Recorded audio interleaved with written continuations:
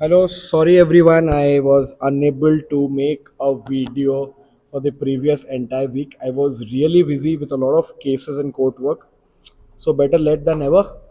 So today's video is going to be about HIIT cardio, standing for high intensity interval training versus low intensity training. What are the advantages, disadvantages? So let's not delay any further and get started with the video. So what is HIIT? HIIT stands for High Intensity Interval Training. This should be preferred by people who are already at a good athletic state.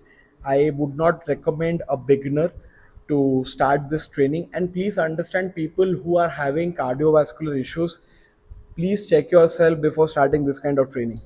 Now, in high intensity interval training, you train in sudden explosive bursts, trying to up your heartbeat to the maximum. Now, for example, if you want to do high intensity interval training in an treadmill, so what you need to do, you need to sprint for 1 minute and take a break for 1 minute and repeat this process at least for 5 6 times.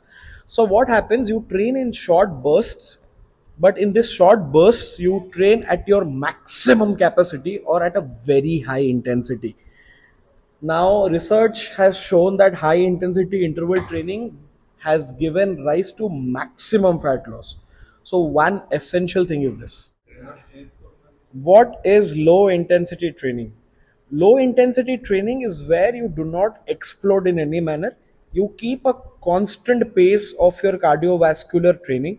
That is, let's say if you are walking on a treadmill, you can incline the treadmill at four incline or five incline and walk at a constant speed of 4 to 5 or 5.5 or 6. Now, here the heartbeat does not fluctuate much. It stays at a constant pace. Yes, it also gives result, but it is not my personal favorite.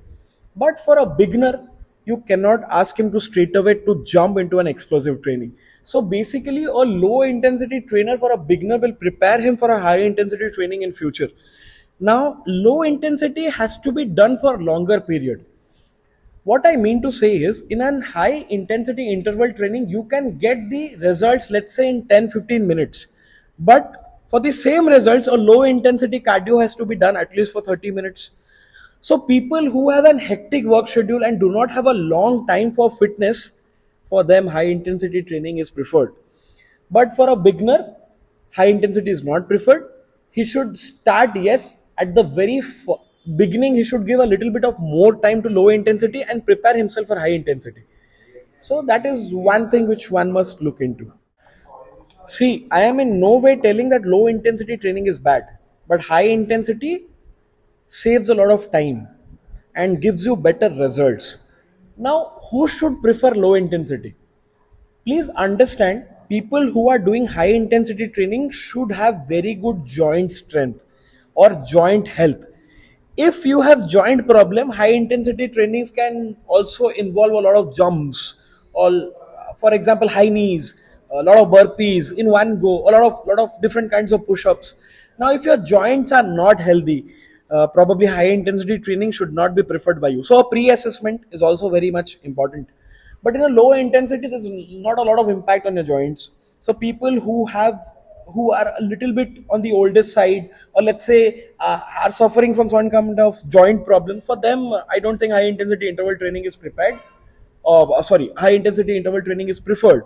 So what those people can actually do is they can go on supplements like glucosamine and prepare themselves for high intensity training slowly, gradually. So this is also one advantage of high intensity interval training. Now, one difficulty of high intensity interval training is preserving muscle mass. Now, for those people who are looking for hypertrophy, now understand that high intensity interval training without proper nutrition can also result in muscle loss. So keep that in mind too. I hope that I have mostly answered what you people would like to know about high intensity and low intensity training.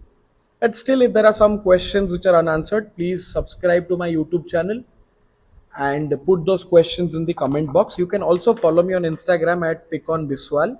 I will also give it in my description. So if any specific queries you have about this cardiovascular training, please feel free to contact me. So thank you everyone. I'll be coming up with new videos soon. Stay tuned.